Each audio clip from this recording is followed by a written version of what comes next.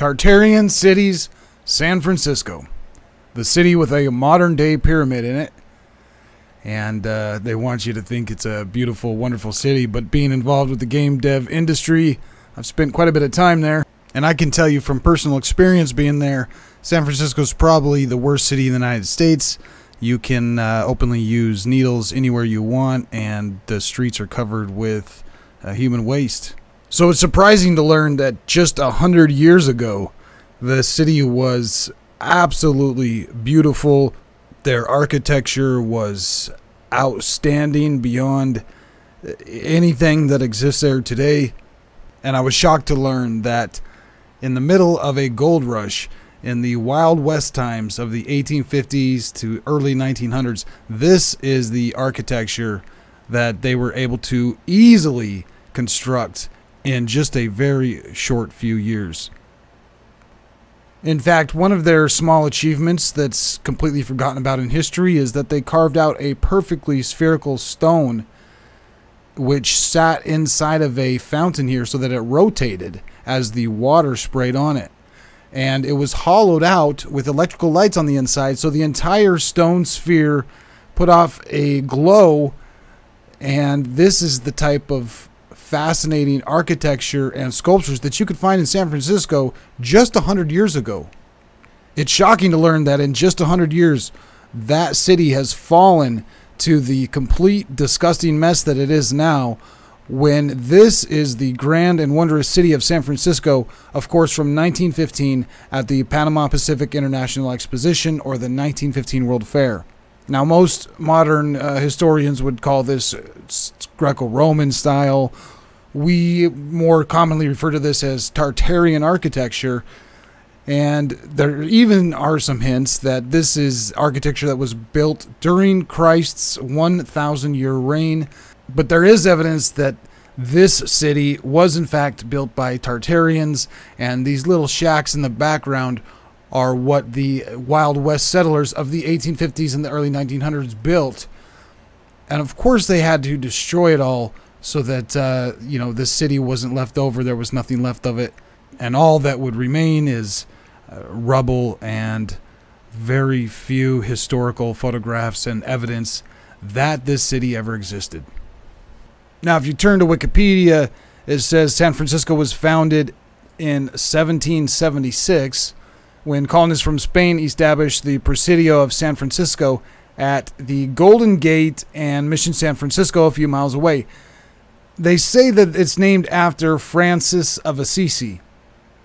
And of course, right after that, we get the California Gold Rush of 1849, which brought rapid growth, making it the largest city on the West Coast. Now, there's a couple things to note here. When the colonists from Spain came to this area, they called it the Golden Gate. And I don't like to use Wikipedia as a reference, so let's turn to a couple other ones. Here is San Francisco, the area originally called Yerba Buena in the 1700s by Spanish-speaking explorers, and it was officially changed to San Francisco in 1847. So it didn't get the name San Francisco until 1847, and at that time they said that the mission of our father, St. Francis of Assisi. Now, Francis of Assisi has always been a fascinating character to me when I was a kid. Probably one of my favorite saints, because he supposedly preached the truth of Jesus Christ to fish. And he could speak with fish, or they understood him. I don't know what that's all about. But when I was a kid, I was fascinated by it, and I always wondered how did this guy, how was he able to communicate with the fish? But we'll save fish communication for another video. One more source on San Francisco here, saying that San Francisco was originally called Yerba Buena, but they changed the name in 1847 to San Francisco to prevent confusion and mistakes. Now, they call this right here the Golden Gate, the area that kind of opens up into the San Francisco Bay. And in 1846, before the discovery of gold, the entrance acquired a new name, and they called it the Golden Gate. So before gold was even supposedly discovered in San Francisco, they had called this area the Golden Gate. Now, although the colonists from Spain got there in 1776, it wasn't a city. San Francisco became a consolidated city in 1856. Okay, so it was a city by 1856. Let's take a look at some historical paintings and drawings of what San Francisco looked like 1849. So it was just, hadn't officially been recognized as a city yet, but it was a little town. They had some small houses around, and assuming that, you know, the artist who drew this was there and he was drawing the actual buildings that he's seen. And for that, we can see the type of architecture we would expect to find for the Wild West gold rush type of people who were moving in. These basic structures are being put up exactly as we would expect. On the hill over here, we have a few houses starting to be built. So that's 1849. Let's go forward 6 years or 5 years here to 1854. Around the time it was becoming a city. So 1854. Wow, there is a lot of houses. It reminds me of one of those Where's Waldo, but instead of the Waldo guy, you got to find a house. There's houses everywhere. You can see the hill over here. Now houses are starting to be built. There's probably 50, 60 houses. There's a windmill up here. It looks like some kind of other cross or something up on that hill, and a plethora of boats. The city hall is right here. And once again, you can expect that the artist was sitting on this hill and just drawing exactly what he sees. So that's 1854. Let's go forward. 1862. Now we've jumped ahead 8 years. And for somehow, a lot of the houses have disappeared. Look at this image and the number of buildings, especially on the hill over here. You've got just a couple buildings here. Let's jump back 8 years in time. And this looks like a much, much more populated city. Once again, there's what, 50, 60 houses up here on the hill. And going 8 years into the future, the artist has one, and then one little type of, windmill or something like that on top of the hill. City Hall has gone missing. There is no City Hall drawn here. And looking at the legend at the bottom, it lists some streets: Telegraph Hill, Yerba Buena, Mount Diablo, St. Francis Church, but there's no City Hall drawn here. Wherever it was supposed to be down here, like we've seen in the earlier 8 years earlier. Here was the City Hall, and that building seems to be gone. But much, much less buildings, which leads me to ask the question, are these drawings of San Francisco, are they accurate, or are they just are they nothing more than fiction? Because this looks like a fiction, especially if you were to claim that this one was in fact true. And looking at the architecture here, again, we see the primitive architecture, just basic buildings, the type of structures we would expect to find from the people of 1850 and what they could build. So that is 1862. Let's jump forward about 10 years, and we're looking at 1875 now, from the same vantage point up here on the hill. 1875, and we're looking over the city. It looks much more elegant.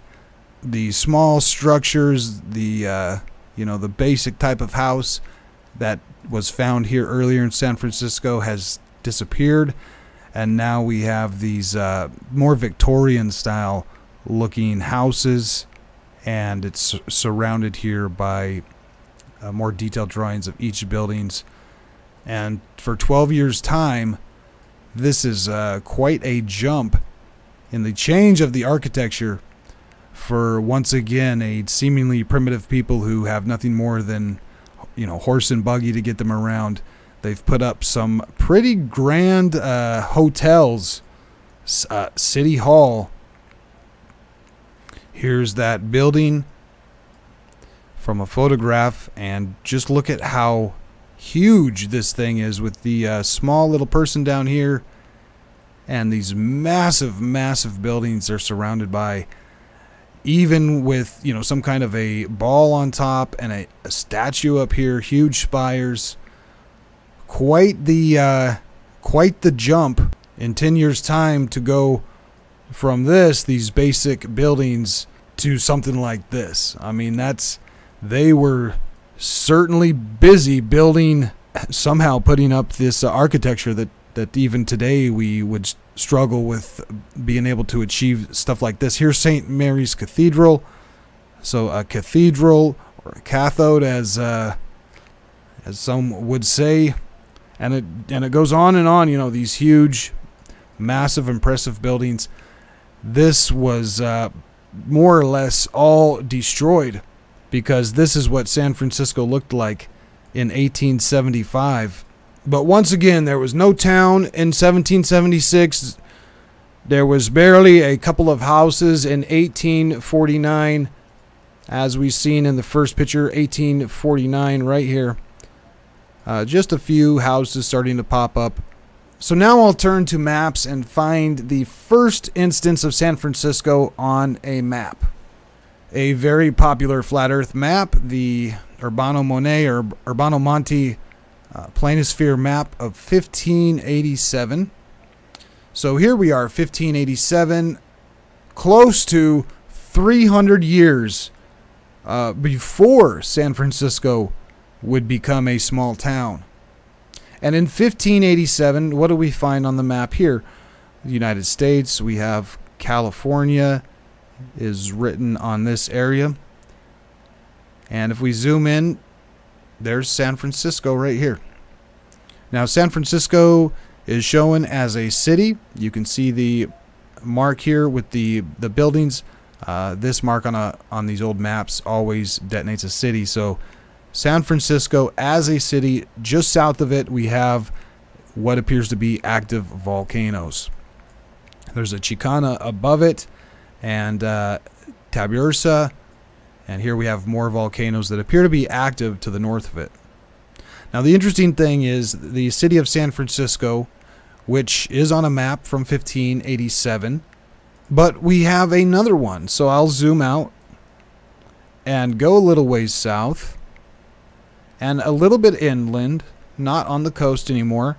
Here it is again, San Francisco as a city. So according to this map, there are two San Franciscos. There's one down here in the south, which appears to be somewhat inland, and there's one up here on the coast, closer to where we probably would associate it with nowadays, except for, you know, I'm not sure about this this California piece here, which appears to be Baja California. So, you know, I'm not sure, but I guess the modern day San Francisco should be somewhere over here on this edge. But anyways, interesting to note that there are two San Franciscos here. Both of them are cities, and that is much, much prior to the official story that says 1700 or 1800. Now, going back to 1570, this was a little bit before the previous map, and it's a map of Tartaria. Although it does show America, and over here in America we can see California. So this doesn't show San Francisco, but we do have California on the map. So let's turn to the next one, which is 1598. And in 1598, we have a map of California. And once again, I was unable to find San Francisco here. But definitely, once again, California. It looks like Baja California. And now, 1606, this is the second occurrence of San Francisco on the map. So 1606 is a map of America. And if we look at California here, we could see Our Day San Francisco. So there it is, about in the same area where Urbano Monti had put his San Francisco on the map. We can see the same exact area, San Francisco. Now, this is only 1606. We have at least 200 years to go before the official history catches up and says that San Francisco was a city. But let's keep going. This one is 1666, and that's always a fun year. But 1666, quite an interesting map. It has just these small little chunks of land here or there. I actually want to study this map a little bit more, but it does have California on it with the Bering Strait up here. And California. And right here is P, San Francisco. So San Francisco on the map once again. There's Monterey and of the Kings. So this is an area of Kings, the Rays. And we definitely have San Francisco on the map. 1666. Let's go ahead. 1692. And 1692. We've got Canada, Florida, New Mexico, California, which looks like it's an island now. So, but some of the same things here. We have the Port of the Kings and Monterey, and here's the port of San Francisco Draco. Now, this does not sound like Francis of Assisi. This sounds like Francisco Draco. So I'm not sure that San Francisco was named after Saint Francis of Assisi. It appears on to predating those Spanish colonists. We have on the map Francisco Draco, and it does appear to be in the correct location where San Francisco is today. Here's Santa Barbara, San Diego. So, you know, it's in the right area, and here's the port of Francisco Draco.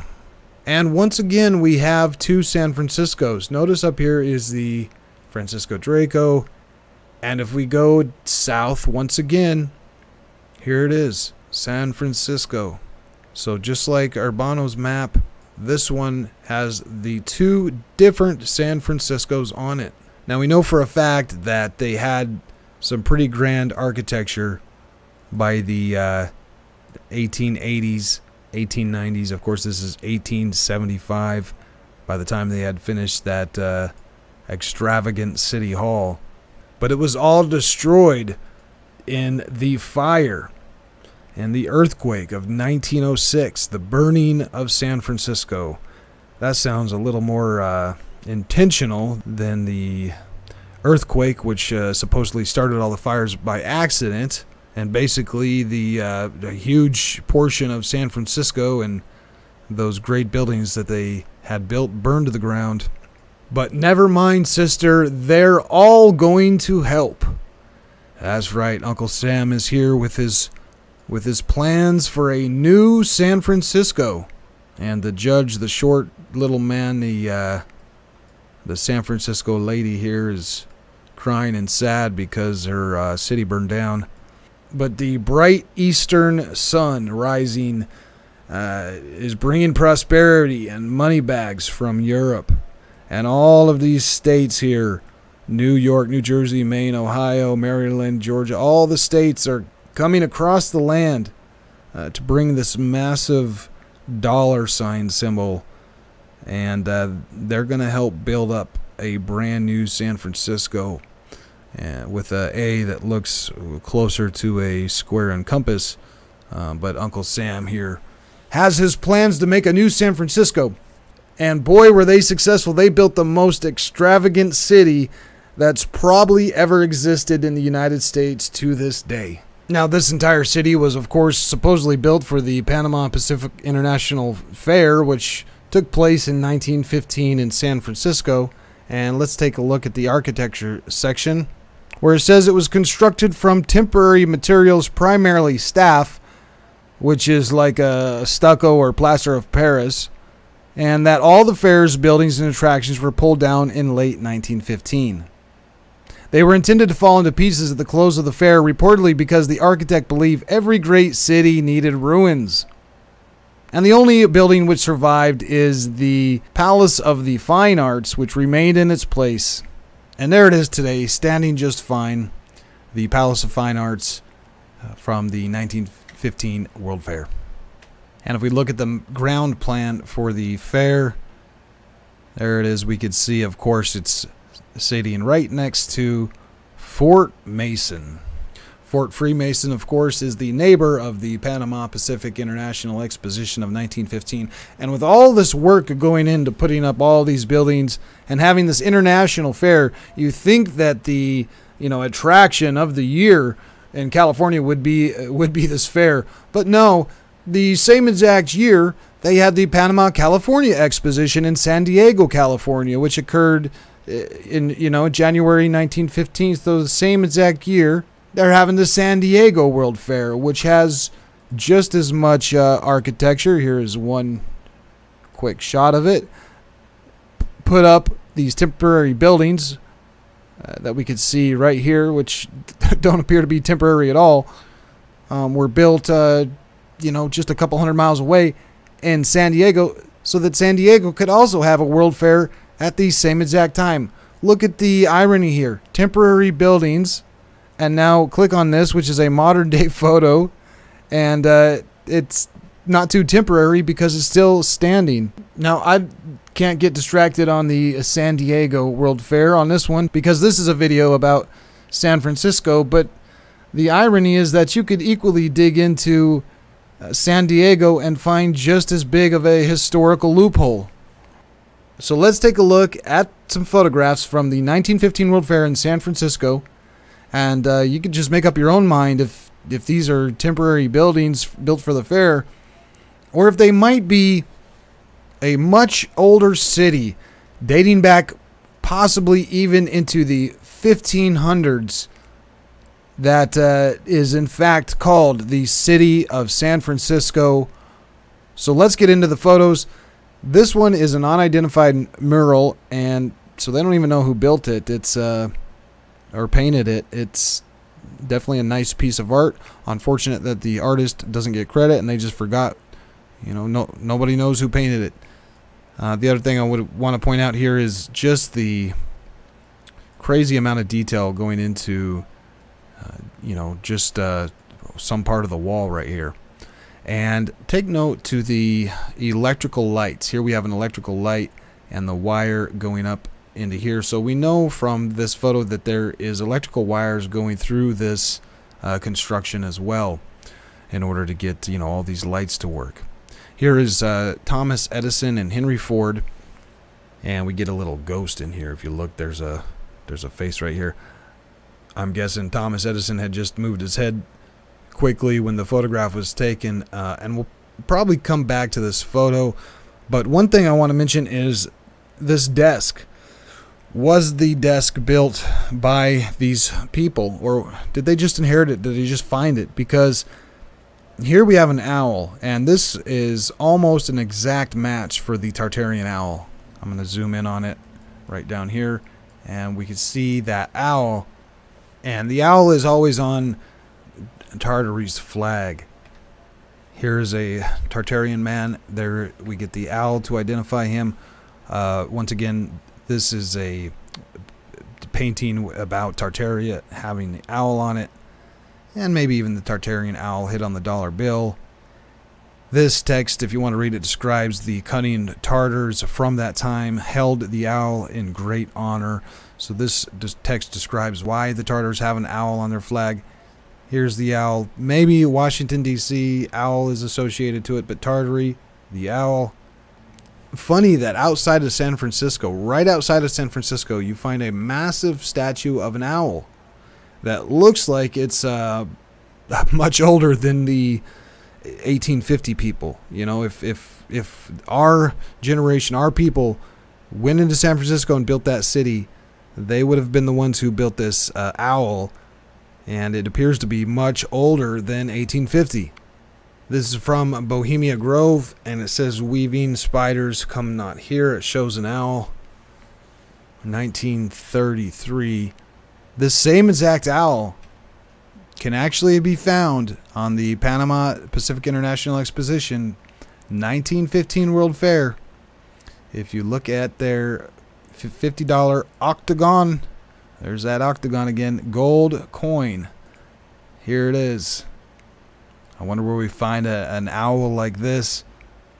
Funny he's surrounded by pine cones here. Isn't that the symbol for the pineal gland? But anyways, this owl is from Bohemia Grove, right near San Francisco. There's the owl on the Tartarian Knights horse, and the owl again on the Tartarian Knights, and once again the owl associated with the Tartarian Knights. So, you know, looking at an owl like this one, it looks very, very similar to the owl we find on this desk. I was wondering if this desk may have perhaps been built by Tartarians. Moving forward, this one is the road. Look at the road. This is at the fair. That's an actress depicting Athena. And does this road look like new construction for the fair? And we have grass growing through the cracks. Bumpy, uneven. Bumping up here, grass growing through the cracks. If I went to like Mexico and I go to, you know, some native Aztec ruins, I might expect to find a road like this. But in San Francisco, in the early 1900s, when it's, you know, a brand new city being built, I would not expect to find that, you know, a road in this type of condition. There's one more shot of that area. And here is outside the horticulture building, and looking at a tree like this, it looks like it's been butchered by the arborist. But all the, you know, all the bushes look overgrown. It doesn't look like new landscaping for the fair. It looks like overgrown, almost not maintained. Here's the Australia building, the Avenue of Palms outside the horticulture building, Carnation Milk, a nice fountain here. It's called the Beauty and the Beast, same fountain, and California Building and Forbidden Garden. Forbidden Garden, that's a sounds like a fun place to go. There's again, it looks, you know, maybe overgrown, maybe not. It could be just a couple years old, but some large trees definitely. And the building, I'm not sure. It looks like weathering. It isn't necessarily reminiscent of some brand new architecture made of plaster and stucco. Another shot of that same area here. Inside at some of the Del Monte's fruit, and here's their truck. But more interesting is the architecture in the background. Huge and beautiful architecture surrounding these guys. This photo is the Cardinal Vincent Company photographer. I'm not sure what it's about, but in 1915, this is, you know, maybe quite an authentic Native American or Indian. But in American Antiquities, 1834, by Josiah Priest, it says that the Tartars had a much harder task to perform, and it was to subdue the ferocious, warlike European colonists who entrenched themselves and fortified themselves in the country after the arrivals of the Tartars, or Indians as they are now called. So this book is saying that the Indians were once Tartarians. So I'm not sure if this is, you know, maybe it's a Tartarian. That part's confusing at this point. But look at over here. Look at this guy hiding in the background. This might be the creepiest guy I've found. Looking through these World Fair photos. Man, this guy, there is something wrong with him. He's got the glowing eyes, a horrible scowl, and just you know, looks. He's a scary looking guy back here in the shadows. The closest thing I could think of was the Bad Penguin guy from Batman, and you'll see they got the same exact hat on. They got the crazy eyes, the pointed out huge nose here. You know he's got the same teeth, even though you can't quite see him in here. I mean, it's about a 1-to-1 match here for this penguin guy. And I've read in some books that Lucifer likes to take the form of a human and visit Europe, they said in this one book. And so I don't know if that's true or not, but I said, man, if Lucifer was going to attend the World Fair, this is This would probably be him captured on a camera, because this guy hiding back in the shadows is something else over there. Anyways, moving forward, some plants at the Charles A. Toddy Gardens.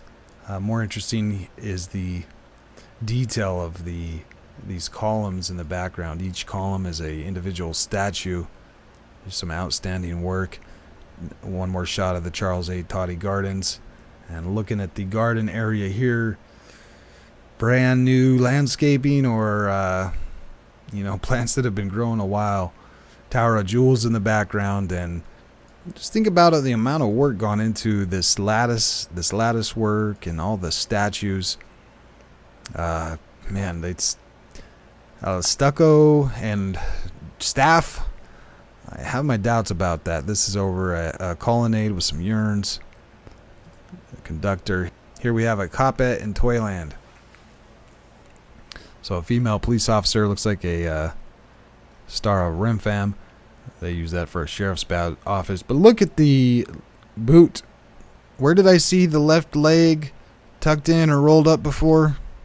Oh, that's right. Hey, Masonic candidate ready for initiation. He's got the left leg rolled up. And modern day police departments are basically ran by Freemason, and all employees are almost exclusively Freemasons. So funny that even a female police officer, or a Coppet, in 1915 is for some reason doing the left leg symbolism. This is the Court of Abundance. The beautiful twin towers here is, I guess, what it is. The Court of Abundance again. The Court of Palms. The Court of Palms portal. And portal's an interesting word, but we could see all the, I'm not sure if these things have a function, you know, sonic resonators or something like that. Might have to do with frequency or vibration. And electrical lights everywhere. You're always going to find this whole entire area wired with electrical lights, just like these ones here. And the wiring is always hidden within the architecture, so you never see a single wire. But look at the amount of detail on the just every square inch of the architecture. This is the Court of the Four Seasons with the Tower of the Jewels in the background. Court of the Four Seasons. And the Court of the Universe. Man, there's a lot of, they got a lot of courts. The Court of the Universe, second shot of that one. This is actually the fountain over here. This whole area from here to here is a light, and it completely lights up. And the ball on the top is also a light, and that lights up. So not just a fountain right here, but also quite an impressive light display.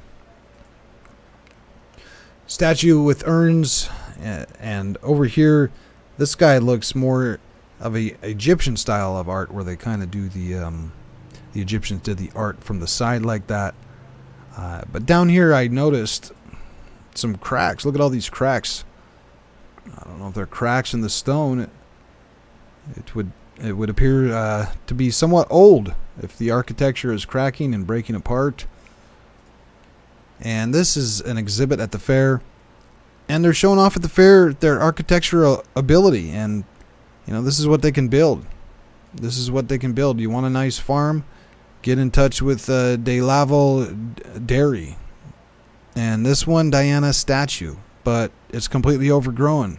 It looks like they had to get the hedge trimmer out and cut all the bushes back just to expose a little bit of the statue.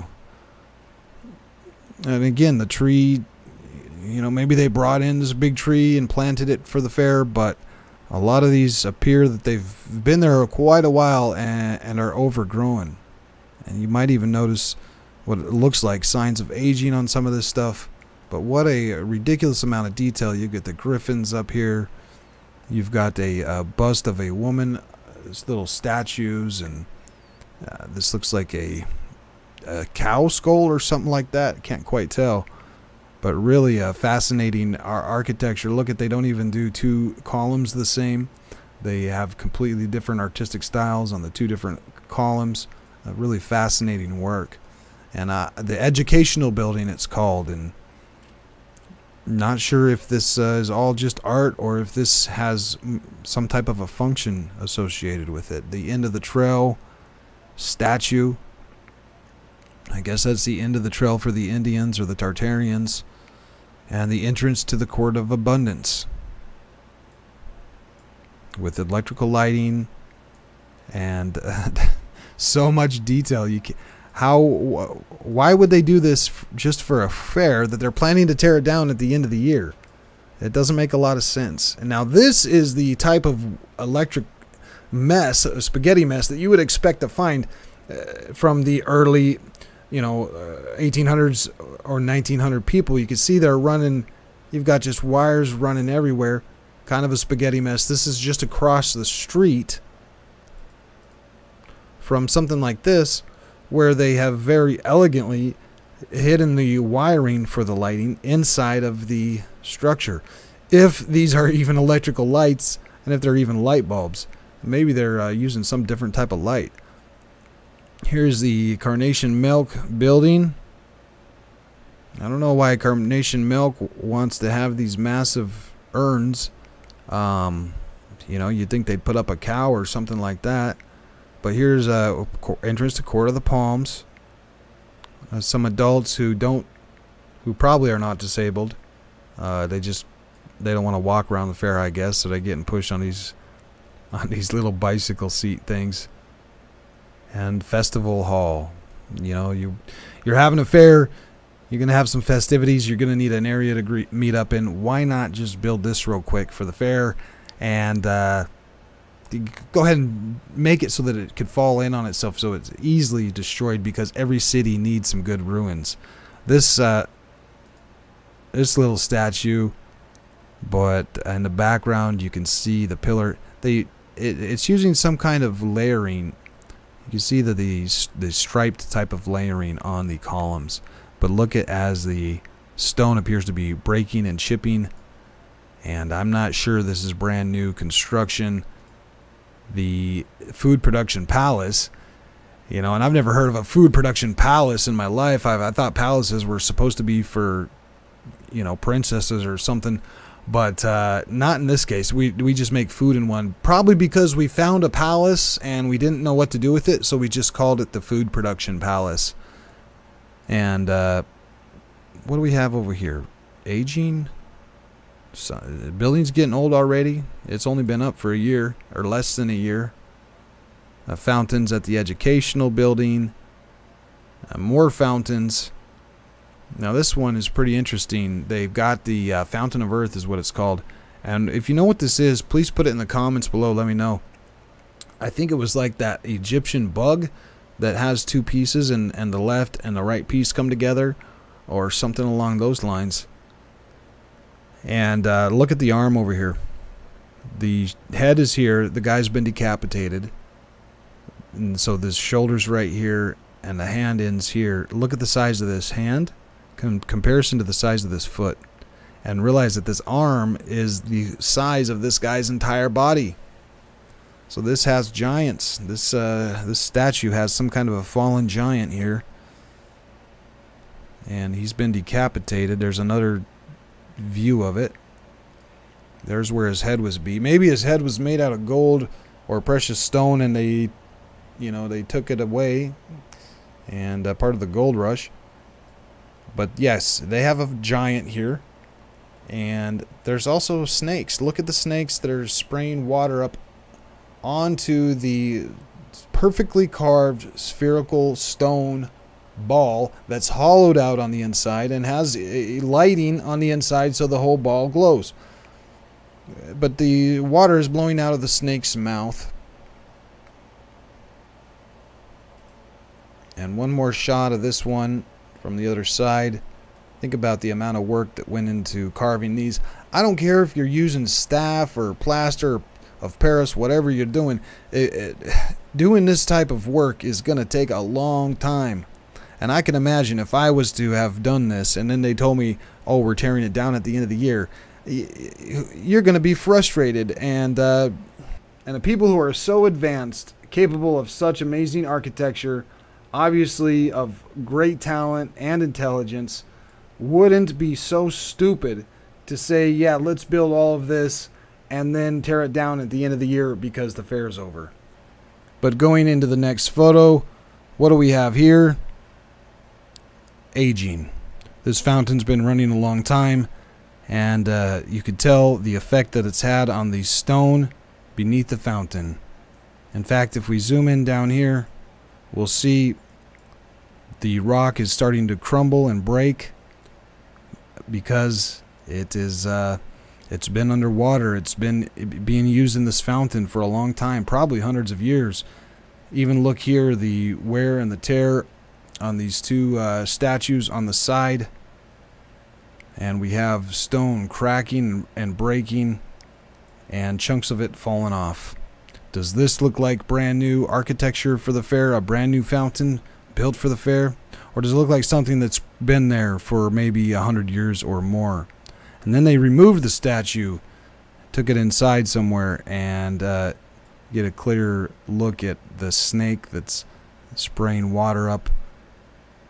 And down here, it looks like they've repaired it. What did they? Now they've gone ahead and used their staff and their plaster of Paris, and they repaired the breaking and the crumbling stone. The Fountain of El Dorado, with the two doors and the trees growing up above. I'm not quite sure what it means, what these doors lead to. Here we have the Fountain of Youth. And the Fountain of Youth 2, not only is there an extravagant amount of detail in the carvings over here, and you know, none of them are duplicated. This is a unique piece. This is a unique piece over here. All original artwork, not only in carvings but also in paintings. Here is another one up here, painting above it, where they have some type of machinery. It looks like a crane. And over here, a white horse or a pale horse. So, and then with these colonnades and just a ridiculous amount of art and architecture everywhere. You look through here, a close-up of the Fountain of Youth and an interior building. And looking at an interior like this, I just question, you know, was this interior built by Tartarians? Or was it built by the people of the 1850s? This is the chocolate store at the fair. And if they had been planting trees, you know, new landscaping for the fair, I would expect to find a little bit more of this type of these type of trees around. But we don't find that. We find these massive trees that look like they're overgrown. This is Helios the Sun Statue of the sun, I guess, and we hit one again, the serpent, and the serpent's wrapping around the man's left leg. I don't know what it all means, but I do know what this means. This means a lot of work, both in glass up here and all this intricate lattice work. These look like flower, you know, flower lays, but they're carved out of stone, and just a piece like this, you know, where does the modern man build something like this? He doesn't know how. He doesn't have the ability to. Nobody could just go out and build something like this nowadays. It's a lost art, and this is only 100 years ago. So it makes me question, you know, where did they all go? Why didn't this profession get passed on from one generation to the next, so that people nowadays could still build stuff like this? But we can't. It's a lost art. We don't know how to do it. What we do know how to do is build houses like these, and that's what they're showing off at the fair. Look, we could build this, and we could build this. They're showing off their architectural ability, and it doesn't match the buildings that's surrounding them. Here again, a simple house. I mean, this is almost modern architecture. You might find this house being built today. And this guy's standing around smoking a cigar, trying to figure out how in the heck did they build all this stuff in a year? And confused about why it's getting torn down. Looking at the railing here, the fence. This looks like marble. It doesn't look like plaster, staff, and jute. It looks like marble. And it also looks old. That's what this guy's trying to figure out. How in the world did they build all of this in a year? He's going to contemplate that with his stogie over here. But here we have a man singing from the Tower of Jewels, and you can see the individual jewels hanging.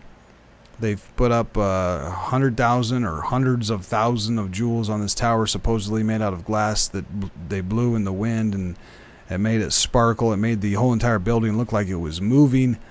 But what is he sitting on here? Because this is just some sloppy old sheet metal, folded over and then slap some rivets on it to hold it together. If they were, 1915 building some temporary fair structures, this is what I would expect to find. And looking around, we see very little of this. But why is it right here? Was the base of this thing originally gold, and they took the gold away, and they had to patch it up and hide the, hide their destruction, so they just wrapped some sheet metal around it real quick? I'm not sure about that, but Miss Brand is playing a stringed instrument, and she's doing it over here by the fountain. But what is she leaning against here? Because it says Miss Brand standing in front of a column, but this thing looks like it's Mayan or Aztec or something along those lines. It also looks old. It doesn't look like a stage prop. It looks like an old stone that's probably been here a very long time, but not necessarily matching the Tartarian style, more looking like Aztec or Mayan or something like that. Looking at the girl with her pigeon on a leash, but again, right here, is this new or is this thing a bit old? Some ladies over here, some people getting off the boat and attending the fair, and the Mississippi Building. Mrs. Bill, a woman holding a horse. Wait, holding a horse. Holding a sword and a shield. Molgart's Tower and a Court of Abundance. They certainly have an abundance. I don't think they, I think they inherited it all. And what really shocks me on the Molgart's Tower is this, this central statue part.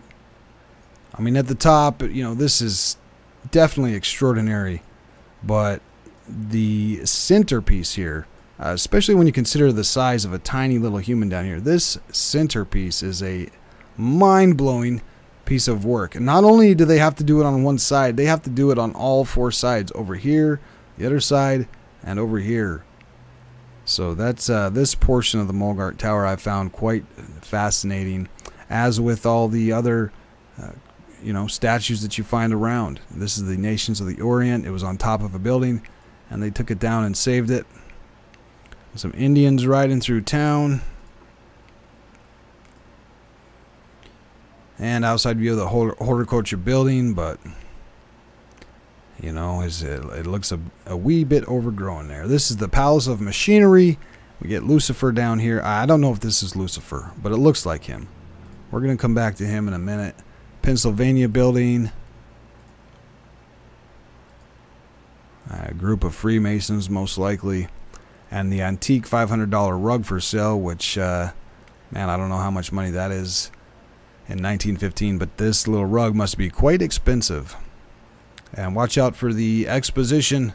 We got the Cute Kitties contest, or nothing like a nice KKK sponsored showing off how cute kids are. Here is what I would expect to find at a 1915 fair. Something cut out of a board, then they painted some words on it, and they kind of got it messed up. This is the level of art and architecture I would expect at a fair in 1915. And a statue like this seems to likely have been built by the people of, people of their time. They've got the guy with a hammer and a gun or something like that. But, and it's a nice sculpture. They did a good job with their horse, but it does kind of look like it's built with plaster of Paris and just kind of scribbled some lines in it and whatnot. It doesn't quite match. This style of art certainly doesn't match this style of art. Certainly different artists and much, much different approach to their carvings. This one is likely made out of stone, while the previous one is probably a paper mache sculpture. The California building here, another shot of that, and looking at the lamps here, sunk into the bushes, overgrown. The bushes have completely overgrown the lamps, and at this point they're probably a fire hazard if they've got electrical wires and hot light bulbs inside of those. One more shot of that. You can see how much the shrubs have overgrown these lights at the California building. And what are these for? I wasn't sure what these, I thought they were part of a defensive piece, but if you know what these protrusions are for, let me know in the comments. And when I'm looking at this type of buildings, you know, I'm looking at the stonework, because this looks like masonry. This looks like stonework, and it doesn't seem to be temporary, you know, staff and plaster. It's a California building, and the column of progress. They've made so much progress that they need to make a column to celebrate it. And what do we have on top of this building? An interesting looking spire, which probably has some sort of a function. I don't know if it's a ladder going up or some wires going up here, but quite an interesting spire on the top of that building. The Fountain of Energy. And that's an interesting combination of words. Fountain and energy. A lot of these cathedrals and whatnot have fountains and you know, watch the water, but they're also supposedly generating some type of energy or some type of frequency or vibration. So a fountain of energy is pretty interesting, associated with, you know, these older buildings and these older cathedrals. But on this one, I'm not sure what's going on. There's this guy looks like Baal, or it looks like Moloch or something along those lines. Another shot here of the Fountain of Energy. The bull that we had seen, I guess his head is right over here. So pretty, man, there's probably a lot of symbolism and meaning to that, to these stuff, and you'd have to decipher what it means. This is the genius of creation, which I believe is, I mean, isn't that God, the genius of creation? But they say this is the genius of creation, and it looks to me like Lucifer. I don't know. It looks like a fallen angel. He's got the veil over his head. That's probably what makes me think he's associated with Lucifer, but also the serpent. You've got the serpent right here, and it's wrapped around, and its tail comes right back towards here, almost as if the serpent is eating itself, like Ouroboros that wraps around. So the serpent, as well as the fallen angel, that calling him the genius of creation, seems like that's a statue of Lucifer. I'm not sure about that one. Here we have the Idaho building, the Inside Inn, and the Italian Pavilion. Once again, looking at the stone masonry work and realizing that this is a solid stone building that definitely can last for hundreds of years, not some type of temporary fair structure. And I think we have a kneeling figure. This would probably be another plaster of Paris statue built by the 1915 people. But when you look at this looks much older. This urn looks much older, and these columns in the background look old. So maybe we have a plaster of Paris statue right there. And here's the Missouri building. A better photo of the Molgar Tower. Pay attention to these little fountains with the 4 snakes on the edge. We'll take another look at that. And this spire going up, you know, again, does this have some type of a function? Is this doing something? Is it an antenna of some sorts? There we can see the 4 snakes. 4 snakes going up around this little fountain or light pedestal. I'm not sure what it is. More pictures here of the Molgar Tower. And this is the best photo we get of the 4 snakes. You could see the snakes down here, the 4 heads going in, and the sphere over here with the water fountains on. It's spinning the sphere. Everything's working, and one more shot, I guess, of the Molgar Tower. I think that's a different tower, actually. But this one is the Molgar Tower. And now we get to see it at night. There's a couple things to look at here. Look at these light bulbs up here, way on the side of the tower. So I'm going to go back a couple, and we can see where those are at. Those lights are way up here on the side. Way up there. And how did they get up there to change the light bulbs? Or if this was, you know, if this is ancient architecture and they were lighting those with fires, how would they just go up there to light those fires? And there it is, the light bulbs way up on the side. You know, which makes me think maybe these aren't per se light bulbs. Maybe it's some other type of light source, but just light bulbs everywhere. And as always, you can't find a single burned out light bulb. They are endless. But look at these snakes. You've got the 4 snakes going in, and light is just emanating from those sculptures, or from these little fountains, whatever they are. So those 4 snake heads that are going in. This little structure right here, this is some type of light. You know, it emanates light from it.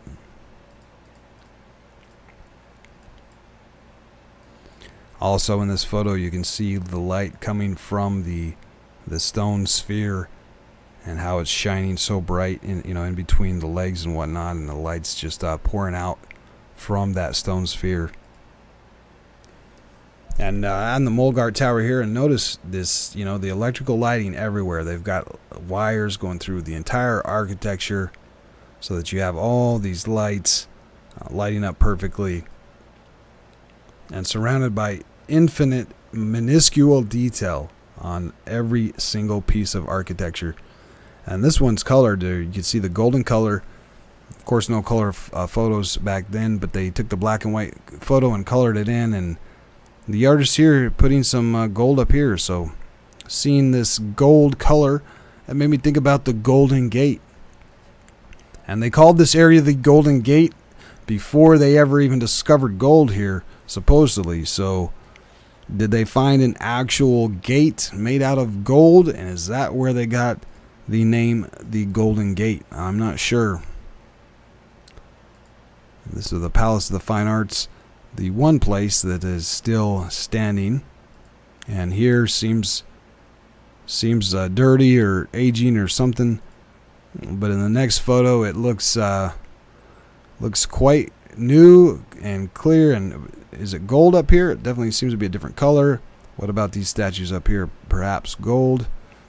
You know, the California Gold Rush may have been a looting of architecture more than going out into the hills and panning for gold. The Palace of Horticulture.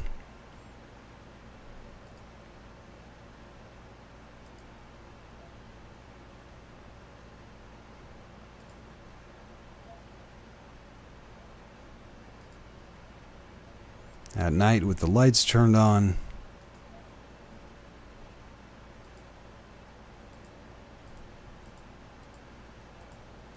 A lot of photos of the Palace of the Fine Arts. These two ladies, for some reason, standing facing each other in military pose, not moving, while everybody else is walking about their day. So not sure what's going on with these two folks. But a couple more pictures here of the Palace of the Fine Arts. And on this one we get a clue that maybe this is silver up there. Definitely some other type of metal or painted blue. I'm not sure. But really brilliantly colored photograph here of the Palace of the Fine Arts. And looks like there may be more. Looks like they might have some precious metals, especially in a photo like this. You know, you can see maybe it's just painted blue, but I wouldn't doubt that a city like San Francisco be looted for its precious metals. Here is the setting sun, which this is a light, and so is the whole column down here. But is that aging right here? I'm not sure if it's getting old. It might have been around quite a while. This shows it better, how the white part is illuminated. This whole section lights up, and then the ball on top lights up as well. And the statue on top is it's probably bigger than a human. You could see a human down here. So this statue looks like it's probably at least twice as big as a human. So big, huge fountain, and also large statue on the top. Just pointing out the aging in that one. And we're back to the photo of Thomas Edison.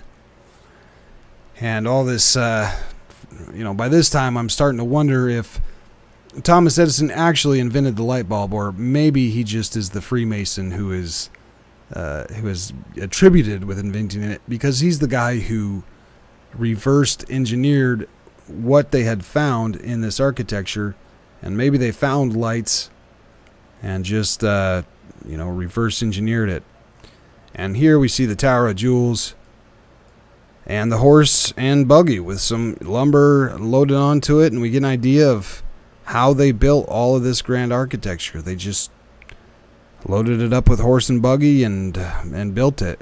It makes you wonder what's wrong with modern day man and all of his power tools and engines, and but back then with just a little horse and buggy, no problem building something like this. And here's another one of those interesting spires. But also notice the massive ball on the top of the Tower of Jewels, and its huge arch, or horseshoe magnet per se, at the bottom. So is this whole structure some kind of, you know, have some kind of purpose other than just decoration? Is this brand new construction for the fair, or is it old and getting a little bit dirty, and it's been there for quite a while, maybe even hundreds of years? Here we have a photograph of how extraordinary it was at night when it was lit up, and it is a real photograph. You can see the lights in a couple of windows throughout the city here, but more or less living in darkness in comparison to the massive lit up city of San Francisco.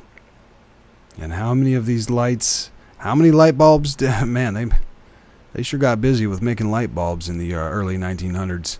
Here's trees outside of the horticulture building, and they are just as tall as the architecture itself, which is seems to be indicative that it has grown to that height. And I doubt that they brought in trees this big to have them transplanted for the fair buildings.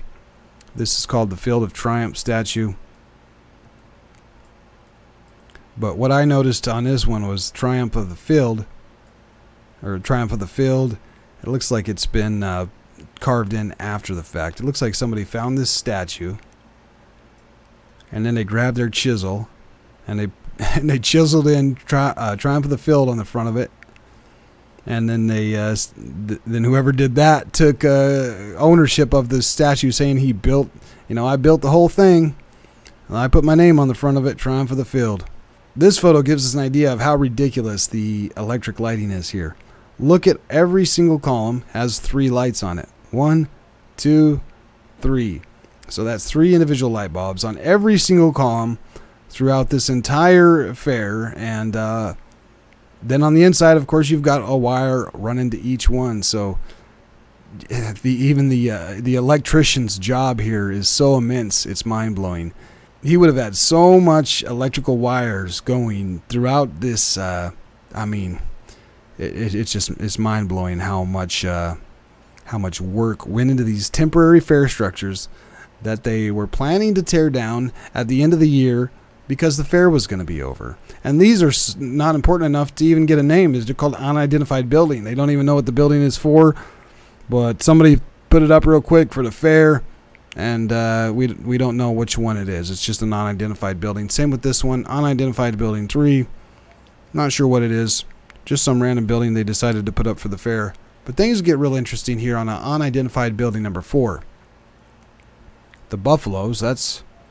I don't know why they're in San Francisco. But look at the top of this one. What is this spire for? And even this tower itself seems a bit out of place. You've got this building over here and over here. And for some reason we've got a tower popping up in the middle of it. But more interesting is the spire. You know, you've got this metal cage here and looks like some kind of a metal ball, some type of apparatus on the inside. It looks almost exactly like these old boats, which are supposedly Tartarian boats, and they have this metal, you know, mesh, this metal ball on the top. And it seems as though that's what's powering the boat, because on the masts there are no horizontal masts, which are called yards. So the horizontal beam which holds the cell is called a yard. So there's no yards to hold cells. It doesn't have any cells. There's no stack to put out smoke. So if there was an engine, you'd have a stack with the smoke coming out. So no cells, no engine, but here it is sailing about the sea with these two strange metal balls on the top. Here's another one. And again, no stack for smoke, so no engine. But again, no cells, no yards going across horizontally to hold cells. And we see one here on a hen and chicken boat. This one only has one on the top. But once again, it's missing the cells. It's missing a smokestack next to a ship that, of course, has its cells up. So we know how this one's getting around with the wind power. Here's another one with the two metal grates, two metal, you know, balls or circular things at the top of the masts. This one might be a drawing of the same type of thing. Once again, it's missing cells and it has no engine. And they call these light ships. They say that these make lights, but the light looks like it's coming from down here on this one. And this particular drawing predates the light bulb, but somehow, you know, he's got the metal ball on the top, but his spotlight is coming from out of here. But how does he have a spotlight before the electric light bulb? I'm not sure about that one, but it is missing cells and doesn't look like this one has a stack either. Here's one other picture of it. We've got the, you know, yard. These are called yards that are going horizontally, holding the cell. But this boat over here doesn't have any of those. And this just looks like a regular mast. And over here, this looks like a telephone pole. You know, look at the top of this thing. It looks a lot more like looks like a modern day telephone pole of some sort.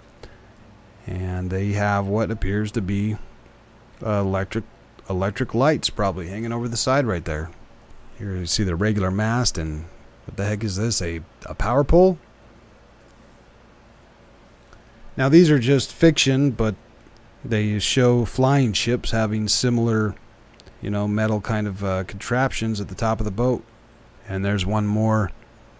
This is obviously a boat, but it also flies. It's called the Flying Scud. And then these strange kind of look like little UFOs or something. Metal devices on the top, attached to the top of the ship. So on Unidentified Building 4, this certainly caught my eye. And it looks like the same type of thing that we find on the top of those boats. And I would suppose this is some type of energy or, you know, energy generation device that goes down into this structure and has a function outside of just being a cool looking thing on the top of the building. This one with the electrical lights going down. And an unidentified courtyard with what I would expect to find for trees at the fair, because they had just brought in a bunch of brand new trees with their landscaping, and you would expect to find some, you know, some young landscaping such as that. This one is an unidentified ornate doorway, a very beautiful ornate doorway, but unidentified. We don't know what it's for. Look at though, it looks like this is the doorway, but it's not. You've got the smaller doorway tucked in down here. So why do we have a massive doorway? This one looking again at the other side of that. It says unidentified sculpture, but this one is the. We're familiar with this one. I forget what it's called, but there's the massive arm, the giant's arm next to the smaller sized humans.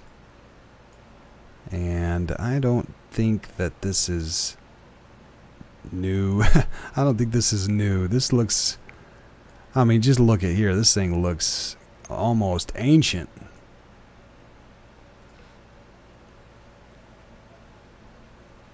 Another one, unidentified sculpture. And we have the small doorways, but the large doorway that it's tucked into. Now this picture is where I thought about Rapture, and I know not everyone believes in Rapture. I'm not sure if even if I do, but in the Bible, Enoch and Elijah were both raptured. They were both taken by God. Here in Genesis chapter 5, Enoch walked faithfully with God, and then he was no more because God took him away. And Enoch is one of the two people out of the Bible who do not seem to have died a natural death. God just up and took them away. And same thing with Elijah. Elijah taken up to heaven when the Lord was about to take Elijah up to heaven in a whirlwind. So it appears that Elijah was also taken in a similar fashion that Enoch was, where they didn't die a natural death, but they were just taken by God. Some of the popular rapture belief comes from Matthew 24, where it says 2 men will be in the field, one will be taken and the other left. 2 women will be grinding with the hand mill, one will be taken and the other will be left. Also Luke 17:34, I tell you that on that night 2 people will be in one bed, one will be taken and the other will be left. So there's multiple references in the Bible to the people being taken, and not everyone will be. You know, one will be taken, the other will be left. 2 women grinding, one's going to be taken, the other left, and 2 people in bed, one's going to be taken, the other will be left. It's inspired paintings and drawings like this one of the Rapture, where you have the one person in bed, and an angel of the Lord has came and taken the other person with them, but one gets left behind. So the Rapture Theory, I know it's not something that everybody believes in, but I thought about it when I seen this sculpture because it looks unfinished, and there's also a big problem with all of these Tartarian style cities in the early 1800s. They all seem to be abandoned.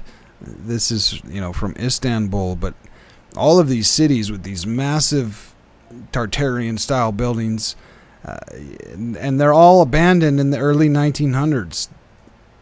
Once again, completely abandoned. Two kids standing in the street, and you could barely find a couple people in a lot of these photos. In fact, on ones like this, the city seems to have been overtaken by cows, and now you get just cows roaming around, but there's no people. And I know someone's going to say it's just because the cameras back then had long exposures, but then why do I still see the cows if there's a bunch of people busily walking around? But photos like this are conclusive that these cities are abandoned. You've got one guy on a horse on this massive structure. These are not San Francisco. These are from Istanbul, but it's the same story all across the world in the early 1800s, that you have these abandoned cities, and that's what made me think about the rapture. Did they get raptured and possibly taken by God?